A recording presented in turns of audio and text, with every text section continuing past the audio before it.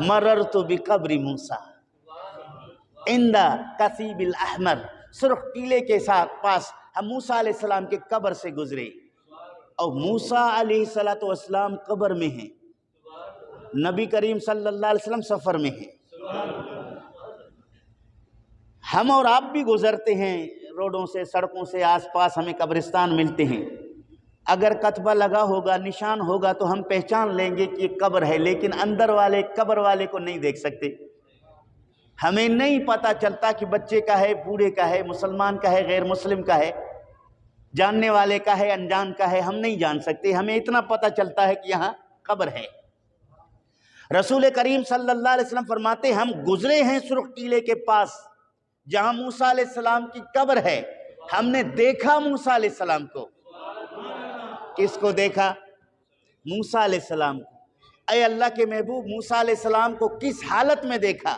وَهُوَ قَائِمٌ، حضرت موسیٰ علیہ السلام کو ہم نے کھڑے ہونے کی حالت میں دیکھا، ہم نے کھڑے ہونے کی حالت میں دیکھا، اور قائمٌ یصلی، اور کھڑے ہو کر نماز پڑھتے دیکھا۔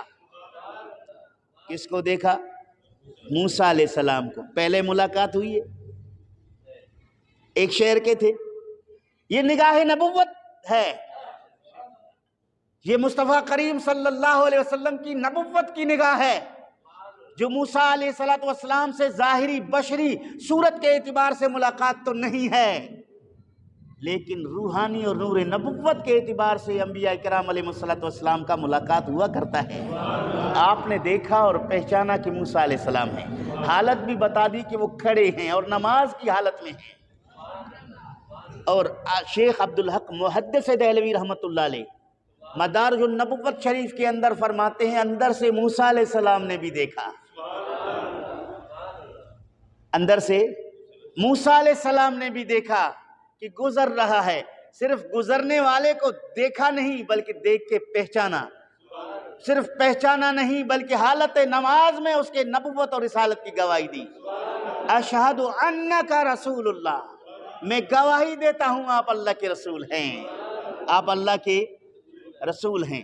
یہاں سے پتہ چلا کہ موسیٰ علیہ السلام کو جس وقت دفن کیا گیا تھا، دفن میں تو مسنون طریقہ کار یہی ہے کہ قبلہ رخ کر کے پہلو بھر لٹا دیا جائے، لٹایا جاتا ہے دفناتے وقت، اور رسول کریم صلی اللہ علیہ وسلم نے موسیٰ علیہ السلام کو لیٹے ہوئے نہیں دیکھا، کھڑے ہوئے دیکھا۔ پتہ چلا کہ انبیاء اپنے قبروں میں جاتے ہیں، تصرف کرتے ہیں، بیٹھنا چاہیں تو بیٹھ سکتے ہیں، کھڑے ہونا چاہیں تو کھڑے ہو سکتے ہیں، اللہ رب العالمین کی عبادت کریں تو عبادت کر سکتے ہیں، اس لیے کہ اللہ کے نبی اپنے قبروں میں زندہ، اللہ کے نبی اپنے قبروں میں زندہ ہیں۔ اور کھڑے ہونے کے لیے جسم کا سلامت ہونا ضروری ہے، جسم کا سلامت ہونا ضروری ہے، جسم کے سلامتی کے ساتھ انبیاء اپنے قبروں میں زندہ ہیں۔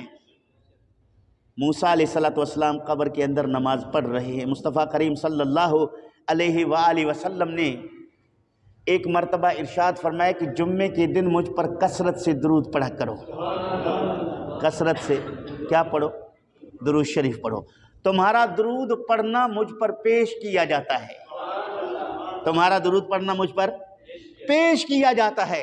ایک صحابی نے عرض کیا یا رسول اللہ صلی اللہ علیہ وسلم، کیا آپ کے وفات کے بعد بھی؟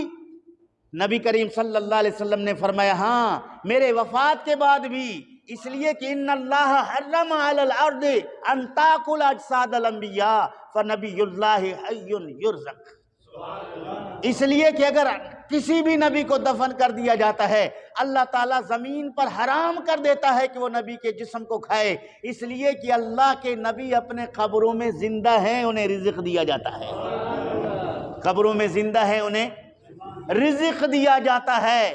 مشکات المصابیح کے اندر یہ حدیث موجود ہے، باب فضائل درود کے اندر یہ حدیث موجود ہے۔ نبی کریم صلی اللہ علیہ وآلہ وسلم اپنے حیاتی کا نہیں بلکہ تمام انبیاء کرام علیہ السلام کے حیات ہونے کا بیان فرما رہے ہیں۔ ان اللہ حرم علی الارض ان تاکل اجساد الانبیاء، اللہ نے زمین پر حرام کر دیا ہے کہ وہ نبی کا گوشت کھائے، کیوں؟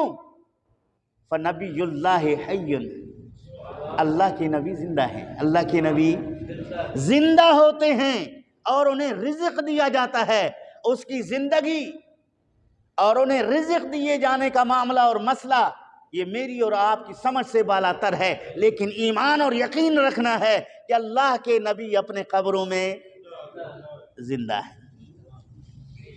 علامہ علی قاری حنفیہ میں بہت قدآور شخصیت، مرکات المفاتی میں اس حدیث کے شرح میں لکھا، اور مرکات المفاتی کے حوالے سے مشکات المصابی کے محشی نے، حاشیہ لکھنے والے نے یہ حدیث نقل کیا۔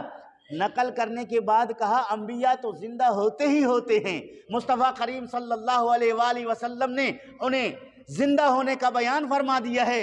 اولیاء اللہ لا یموتون، اللہ کے ولی بھی نہیں مرتے، ولیکن ینتقلون من دار الی دار، اللہ کے نبی اللہ کے ولی ایک گھر کو چھوڑ کر دوسرے گھر کی طرف منتقل ہوتے ہیں۔ اللہ کے ولی کا دنیا بھی گھر ہے، قبر بھی گھر ہے۔